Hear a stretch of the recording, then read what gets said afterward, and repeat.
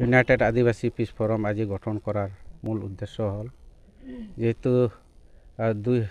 2022 15 September যখন আমার আদিবাসী শান্তি চুক্তি হয়ে গল এই চুক্তিত 5.2 দফাত যিবিলাক আমাৰ ভেৰিফাই কেডাৰ্ছবিলাক এতিয়া বাদ পৰি আছে এখেতসকলে ৰিহেবিলিটেশ্যনটো পাব লাগে আৰু দ্বিতীয় পইণ্টটো হ'ল আমাৰ যিবিলাক সংগঠনৰ সময়ত সংগ্ৰামৰ সময়ত যিবিলাকৰ কেছ আছিলে কেছবিলাক উইথড্ৰ হ'ব লাগে আৰু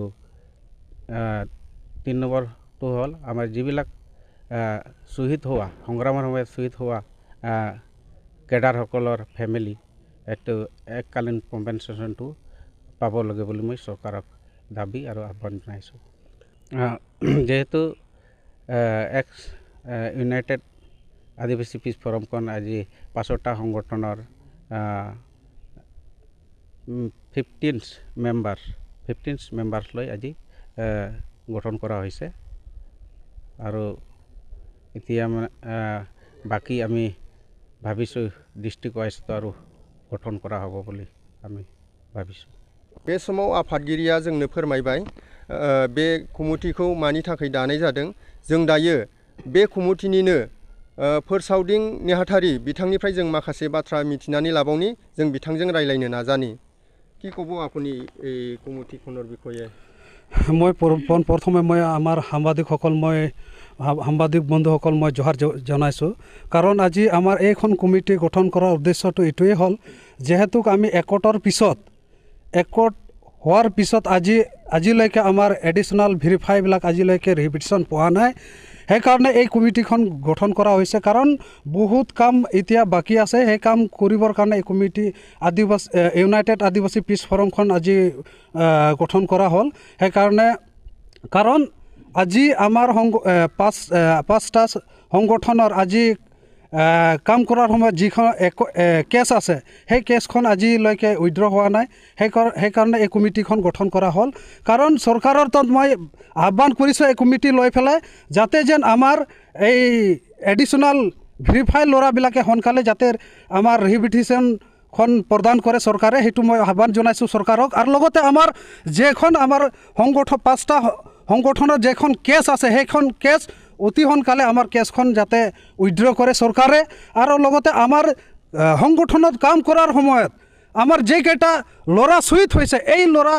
ঘৰত যাতে চৰকাৰে এককালীন সাহায্য দিয়ে মই চৰকাৰত আহ্বান জনাইছোঁ কাৰণ অসমৰ মাননীয় ডক্টৰ হিমন্ত বিশ্ব শৰ্মা ছাৰক মই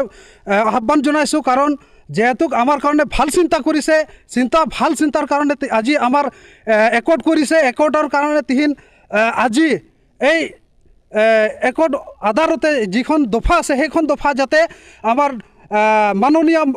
মুখ্যমন্ত্ৰী ডক্টৰ হিমন্ত বিশ্ব শৰ্মা মই আহ্বান কৰিছোঁ এই দফাখন এটাকে যাতে ইমপ্লিমেণ্ট কৰে মই চৰকাৰক আহ্বান জনাইছোঁ মই AWDCৰ বিষয়ে এইটোৱে ক'ম কাৰণ আমাৰ AWDCৰ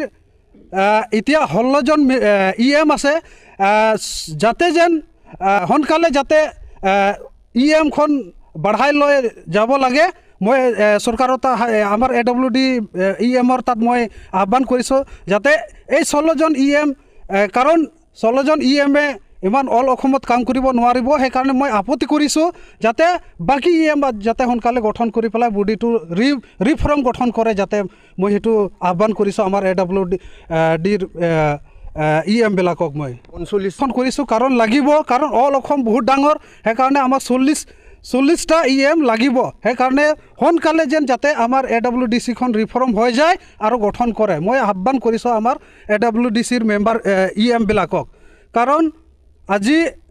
সিহঁতৰ তাত মই এইটোও আহ্বান কৰিছোঁ কাৰণ আমাৰ AWDCৰ যেকেইটা EM আছে CM আছে চেয়াৰমেন আছে EM আছে সেইকেইটাও যাতে আমাৰ এডিশ্যনেল ভেৰিফাই কেডাছৰ কাৰণে যাতে সিহঁতে চিন্তা কৰে আৰু সোনকালে যাতে কামখন আগবাঢ়ি লৈ যায় মই আমাৰ EMবিলাক CM চেয়াৰমেন EMবিলাক মই আহ্বান কৰিছোঁ কাৰণ আজি নতুন আমাৰ ইউনাইটেড আদিবাসী পিছ ফোৰাম বনোৱা ৰিজনটো হ'ল আমি কাৰণ যিখন একৰ্ডৰ নিয়মতে যিখন দফা আছে সেইখন দফা কেনেকুৱা ইমপ্লিমেণ্ট হ'ব সেইটো যাতে যেন আমি চৰকাৰক দিব পাৰোঁ যে এইকেইটা আমাৰ সমস্যাখন সোনকালে সমাধান কৰক। সেইটোৰ কাৰণে আজি এই ইউনাইটেড আদিবাসী পিছ ফৰামখন বনোৱা হ'ল। আৰু কাৰণ আমাৰ কোনটো ডিষ্ট্ৰিক্টত এৰিয়াত আজি বহুত আমাৰ আদিবাসী জনগোষ্ঠী বহুত পিছপৰা জনগোষ্ঠী হয়। কাৰণ বেলেগ বেলেগ কিছুমান জেগাত আজিলৈকে স্কুল নাই, স্কুলৰ যোৱাৰ কাৰণে ভাল ৰাস্তা নাই। সেইবিলাক আমি কেনেকুৱা ভেৰিফাই কৰি পেলাই আমি চৰকাৰৰ তাত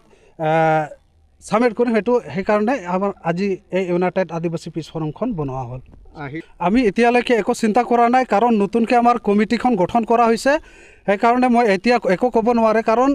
যে চৰকাৰ আছে, চৰকাৰ যিহেতু যোনটো চৰকাৰ আমাৰ লগত একৰ্ড কৰিছে, আমি চৰকাৰৰ পক্ষত আছোঁ, চৰকাৰৰ লগত থাকিম। কাৰণ চৰকাৰৰ লগত নাথাকিলে আমাৰ কামটো নহ'ব। সেইকাৰণে আমি যিহেতু আমাৰ এই চৰকাৰে আমাৰ জাতিৰ কাৰণে একৰ্ড কৰাই দিছে। কিছুমান আজি চাওতালী ভাষাটো পালোঁ কেইদিন আগতে এছেম্বলিত ঘোষণা কৰিলে। সেইকাৰণে মই চৰকাৰ ধন্যবাদ দিছোঁ। সেইকাৰণে যিখন চৰকাৰ আছে বৰ্তমান সেই চৰকাৰৰ লগত আমি থাকি পেলাই আমাৰ সমস্যাটো সমাধান কৰিব লাগে আৰু